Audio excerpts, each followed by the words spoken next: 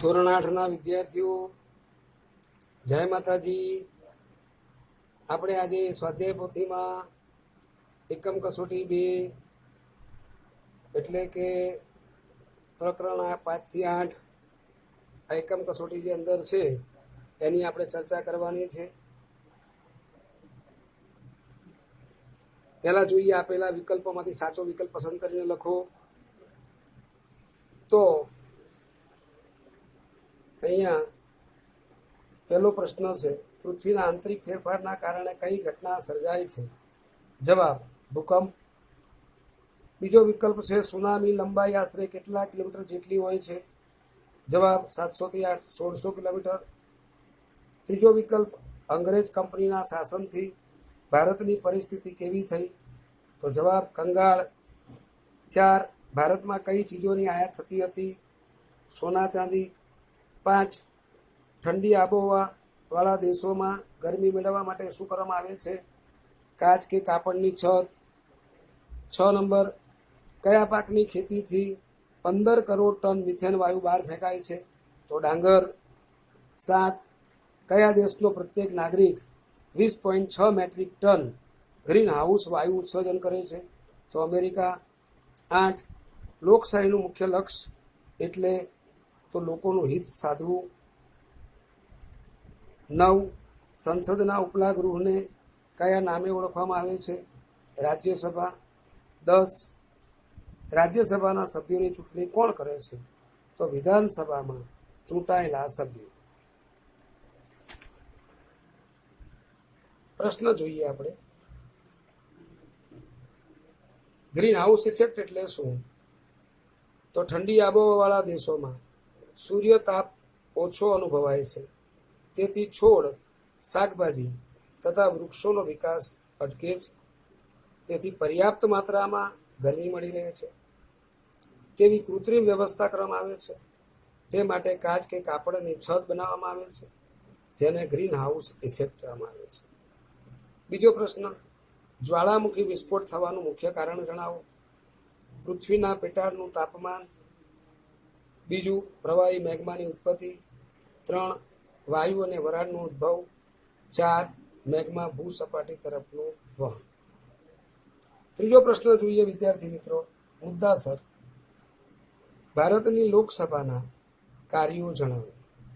લોકસભા સરકારને નિયંત્રણમાં રાખી માર્ગદર્શન આપવાનું અને જાણકારી આપવાનું કામ કરે છે. નવા કાયદા બનાવવા, કાયદામાં ફેરફાર કરવો તેમજ આ કાયદા રદ કરવાનું કામ કરે છે. દેશોનો સારો વહીવટ કરવો તેમજ દેશને આગળ લાવવાના કાર્યો કરે છે. અંગ્રેજ શાસનની ભારતના ખેડૂતો પર કેવી અસર થઈ છે તેની નોંધ લખો. ખેડૂત વર્ગ અને ખેતીવાડીના ભોગે અંગ્રેજો વધારેમાં વધારે મહેસૂલ ઉઘરાવવા લાગ્યા. પરિણામે ખેડૂત વર્ગ પાયમાલ થયો. ઘણી વખત ઘરના દાગીના વેચીને પણ ખેડૂતો મહેસૂલ ભરી શકતા નથી. પરિણામે તેમની જમીન વેરો નાખવામાં આવતી. ખેડૂતોની ઘણી જમીન દેવામાં ડૂબી ગઈ. કેટલાક ખેડૂતો સાહુકારોની ફાંકાળે વ્યાજ પ્રથાનો ભોગ બન્યા અને પાયમાલ થયા, એટલે ખેતીવાડી પડી. 9મા પાઠની ચર્ચા કરીએ. પહેલો વિકલ્પ જોઈએ, કઈ પ્રજાના આગમનના કારણે ભારતમાં રાષ્ટ્રવાદનો ઉદ્ભવ થયો? તો યુરોપિયન. બીજો વિકલ્પ, અંગ્રેજોની દમનકારી કૂટનીતિના કારણે શું થયું? તો 1857નો સંગ્રામ થયો. ત્રીજો વિકલ્પ, બક્સરનું યુદ્ધ ક્યારે થયું? તો ઈસવીસન 1764માં. ચોથો વિકલ્પ, વિસ્તારવાદી નીતિનો ભોગ બનેલ રાજાનું નામ શોધી લખો. કુંવરસિંહ. 5 નંબર, લશ્કરમાં ભારતીય અને અંગ્રેજ સૈનિકોનું પ્રમાણ કેટલું હતું? 6:1. 6, એનિફલ રાઇફલ બનાવવામાં કોની ચરબીનો ઉપયોગ થતો હતો? ગાય અને ડુક્કર. 7, એનિફલ કારતૂસનો ઉપયોગ કરવાનો ઇનકાર કરનાર સૌપ્રથમ પલટન એટલે બરાકપુરની હતી.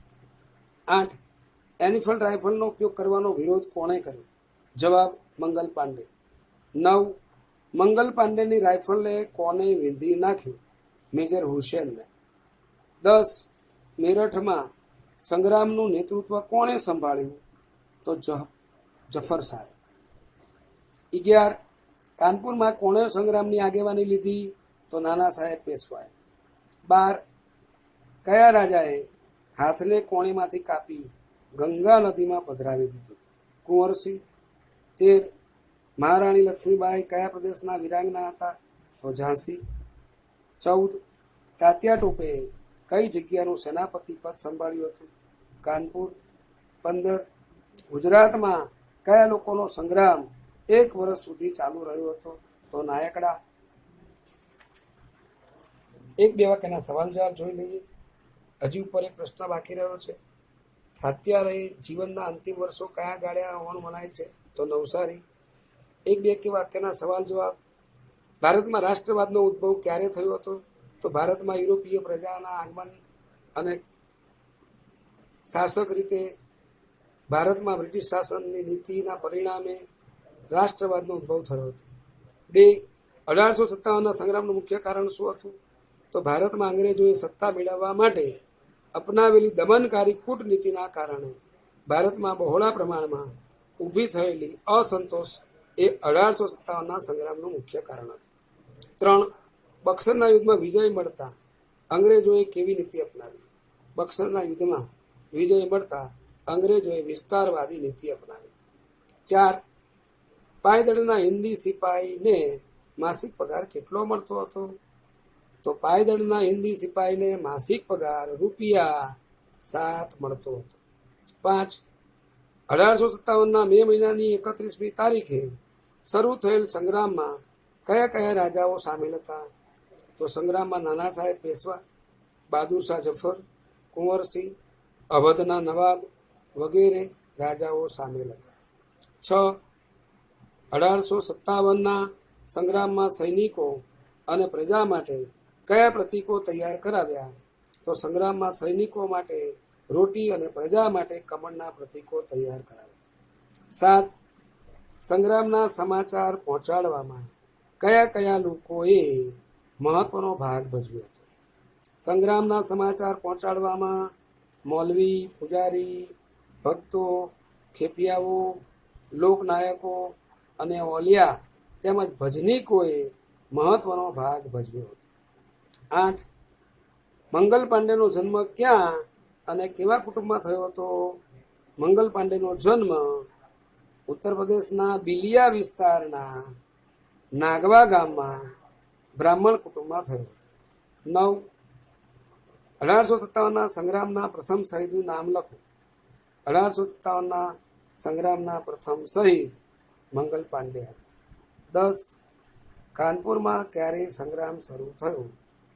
કાનપુરમાં 4 જૂન 1857થી સંગ્રામ શરૂ થયો. 11. બિહારના સંગ્રામના મુખ્ય કેન્દ્રો જણાવો. બિહારમાં પટણા, જગદીશપુર સંગ્રામના મુખ્ય કેન્દ્રો હતા. તો વિદ્યાર્થી મિત્રો, આજે આપણે આટલું જ ભણીશું. બાકીનો સવાલ જવાબ એ આપણે ફરીથી ચર્ચા કરીશું. ત્યાં સુધી આજની જે PDF મોકલું છું એ PDF તમારે લખીને મોકલવાની છે. એકમ કસોટી 2 જે આપણે શરૂઆત કરીએ એટલે PAN number 41, PAN number 42, PAN number 43 અને પાન નંબર 44 સુધી લખીને મોકલાવાનું છે. અને દરેક વિદ્યાર્થી મિત્રોને શાંતિથી આ જેટલું ભણાવ્યું છે એ પોતાના રોલ નંબર, નામ, રોલ નંબર સરસ રીતે લખી અને મોકલાવજો. જય માતાજી.